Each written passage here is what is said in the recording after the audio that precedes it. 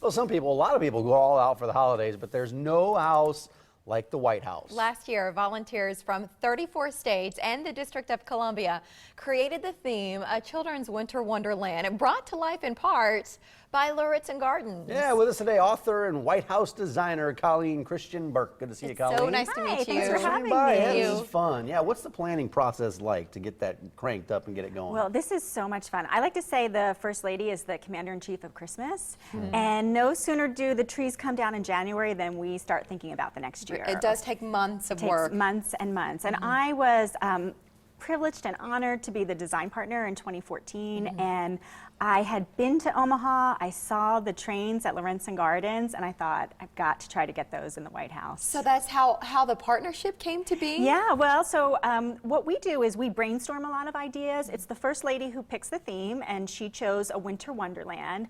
And then the design committee brainstorms, and we present.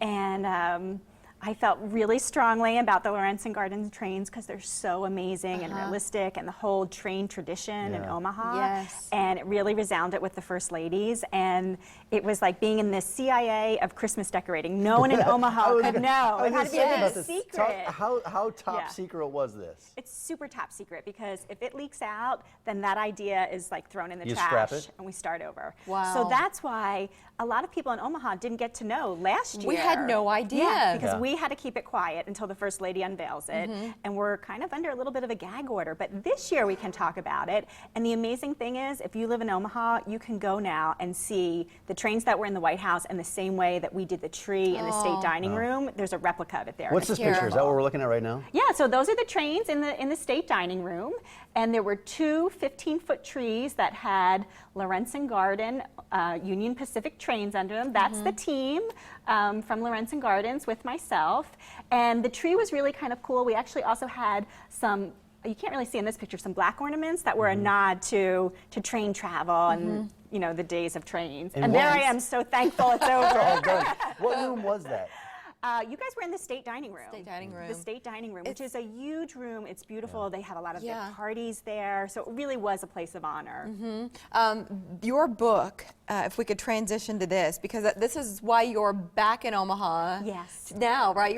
There's a luncheon today. I know you're visiting with some readers there.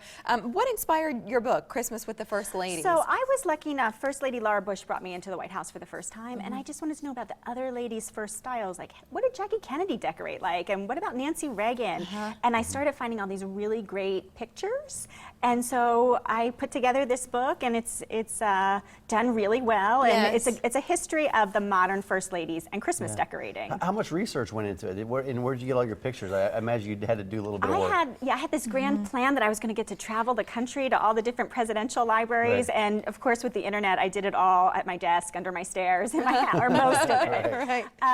The really neat thing I found out is, since the Kennedy administration, the job exists, presidential photographer, and they take pictures in public moments and personal moments, and that was the thing that really caught me. Like when I could see John and Caroline on Christmas morning, I thought other people are going to want to see this too. And so the book is a curated collection of these great little moments in holiday history. What stood out to you as each First Lady brought her sense to Christmas at the White House? That they kind of all really had their own style and put their own signature on it. Like Nancy Reagan, for instance, that White House was decked out in gold and glitz. Like it was Hollywood in DC, and she had celebrity Santas and a lot of fun. And the other thing that really shocked me was, so Jackie Kennedy started this whole tradition, and I thought it was going to be exquisite.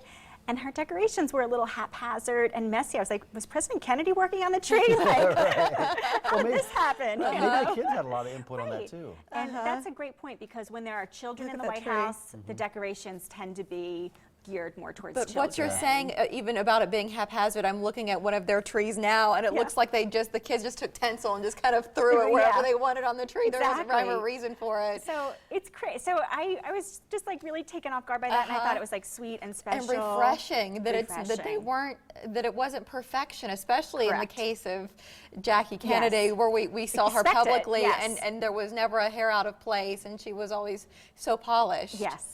And the other funny thing is like, you know, there would be misses. Like one time during the Carter administration, they wanted to decorate all with fresh apples, and there was a heat wave, a little bit like we're having now, and there was a fruit fly infestation everywhere. So it was a, you know, a huge problem. So they all had to come down, and then I learned things like President Reagan and President Clinton both had terrible allergies to pine. So things had to be removed from the areas that they were working in. And so it's a lot of fun, but it's a huge endeavor. This year, 62 trees, 70,000 ornaments recycled. I mean, it's just a lot of holiday cheer. And that's why it takes dozens of people months of time. Oh, it's a heck of a project. How did you get tied in with Lauritzen Gardens? Because you're from Pennsylvania. I am from Pennsylvania, so I was invited to be part of the Antique and Garden Show, and they came out and I spoke about my experiences working in the White House, and I really kind of fell in love with the gardens. I mean, you guys have such like an enchanting little gemstone right in your backyard,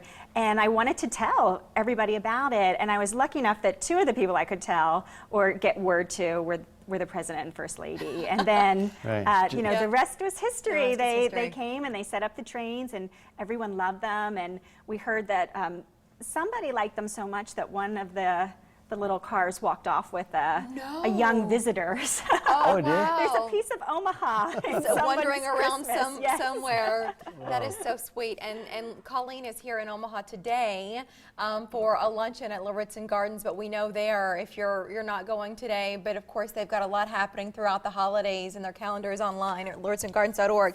And that book, Christmas with the First Ladies. Available on Amazon. Yes, and I'm sure available other at places. Amazon and other places. And the trains are at the gardens. Go check them out. Yes, what a great story. I'm so glad you came in to tell us about it Thank now. you. Yeah, now we can talk about it Now we freely. can talk about Right. it. Yes, Thanks thank a lot you, for coming. Coleen. Yeah. Nice to pleasure. meet you.